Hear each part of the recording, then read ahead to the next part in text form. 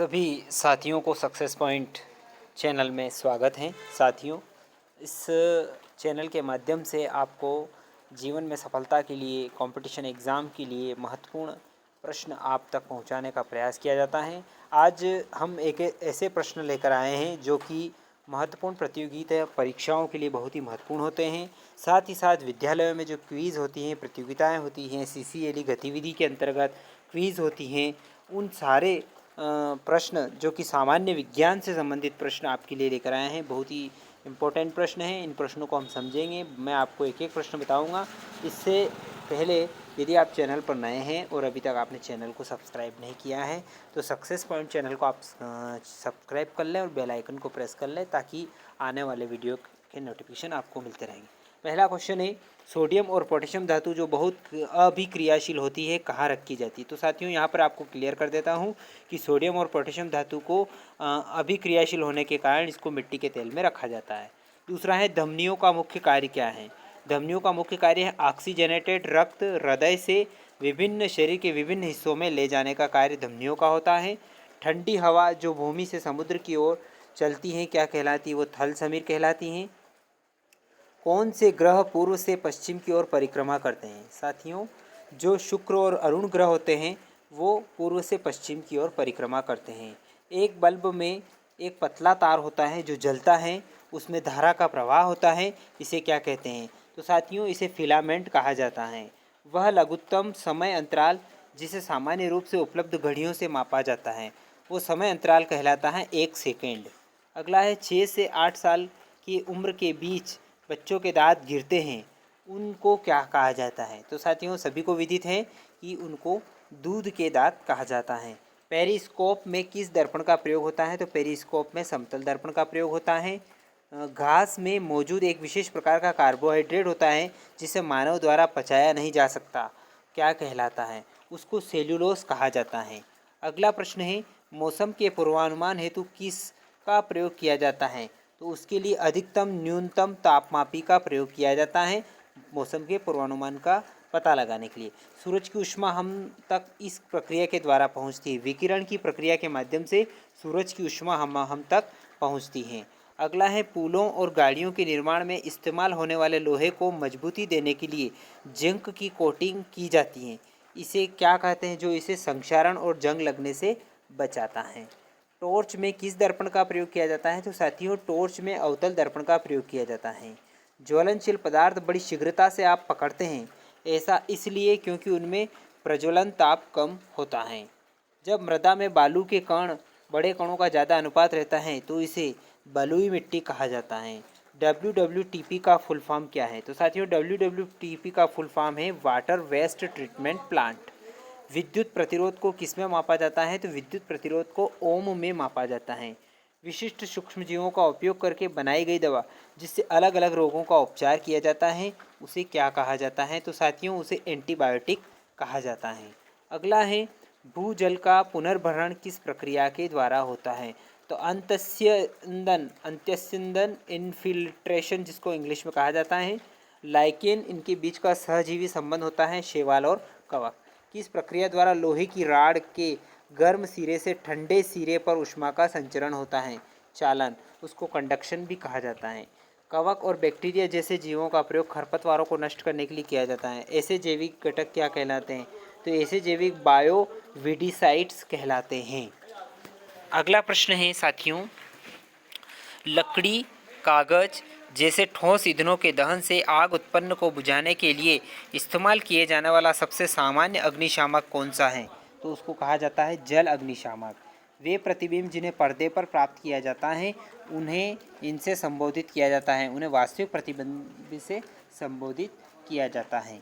अगला है, copper sulphate के विलयन में बिजली के वाहक क्या हैं। तो उनको आयन कहा जाता है। अगला है, पानी के गिलास में रखा गया एक चम्मच पानी के पृष्ठ पर मुड़ा हुआ दिखाई देता है, इसका क्या कारण है।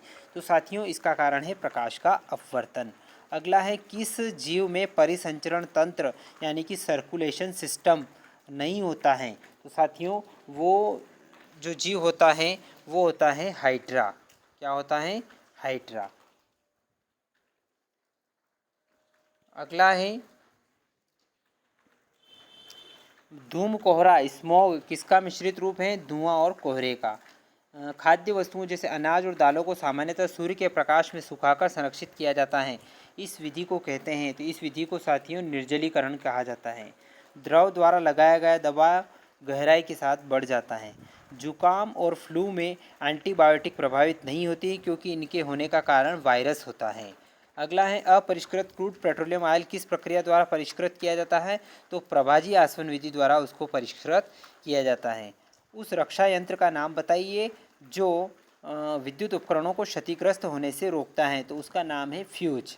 अगला है पौधों की जड़ों में पाया जाने वाला बैक्टीरिया जो वायुमंडलीय नाइट्रोजन को विलय के रूप में रूपांतरित कर सकता है, जिसका प्रयोग पौधों द्वारा किया जा सके, उसको कहा जाता है राइजोबियम। अगला है यदि एक वस्तु का द्रव्यमान बढ़ता है तो घर्षण बल पर क्या प्रभाव पड़ेगा? तो साथियों द्रव्यमान के बढ़ने पर घर्षण बल बढ़ता है। अगला है मासिक धर्म से ग्रसित लड़कियों को इसे भरपूर भोजन खाने की आवश्यकता होती है, तो उनको लोहे और कैल्शियम से जुड़ी हुई वस्तुएं खाने की आवश्यकता होती है। आंवले में कौन सा अम्ल पाया जाता है? तो साथियों आंवले में एस्कॉर्बिक एसिड पाया जाता है। धूल और चट्टानों के विशिष्ट छल्लों से घिरा हुआ कौन सा ग्रह है? तो वो ग्रह है शनि। अगला है लोहे में जंग लगने की प्रक्रिया इसमें तेजी से होती है, तो तटीय क्षेत्रों में। पानी को विसंक्रमित होने से रोकने के लिए किसका इस्तेमाल किया जाता है? तो साथियों क्लोरीन की गोलियां डालकर उसको विसंक्रमित होने से रोकने के लिए इस्तेमाल करते हैं। समुद्री हवा किसका परिणाम है? तो समुद्री हवा संवहन का परिणाम है।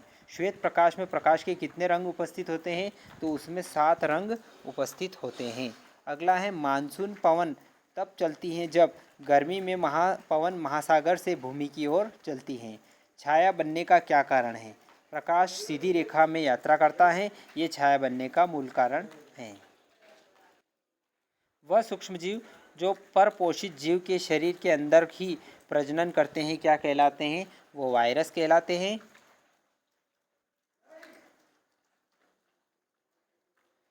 जंग किसका ऑक्साइड है? लोहे का। एमसीक्यूबी का फुल फॉर्म क्या है? Miniature circuit breaker. ह्यूमस इसे प्रदर्शित करता है मृदा ऊपरी मृदा में गहरे रंग का जैव पदार्थ। अगला प्रश्न है साथियों, जब वर्षा जल का इस्तेमाल भूजल के पुनर्भरण के लिए किया जाए तो इसे क्या कहते हैं? इसे जल संचयन कहा जाता है, अंग्रेजी में वाटर हार्वेस्टिंग।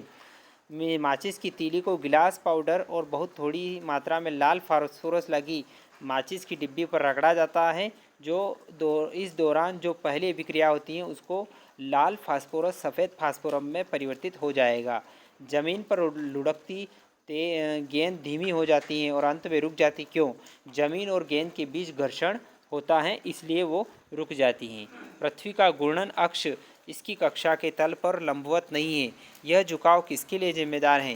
पृथ्वी पर मौसम बदलने के लिए। आवर्धक लेंस मैग्नीफाई ग्लास कौन सा लेंस होता है? तो उसको अवतल लेंस कहा जाता है। कौन सा जीव अपनी त्वचा से श्वसन करता है? तो साथियों जो केंचुआ होता है वो अपनी त्वचा से श्वसन का कार्य करता है। जंग लगना कौन सा परिवर्तन है? तो साथियों जंग लगना एक रासायनिक परिवर्तन है। एक सतह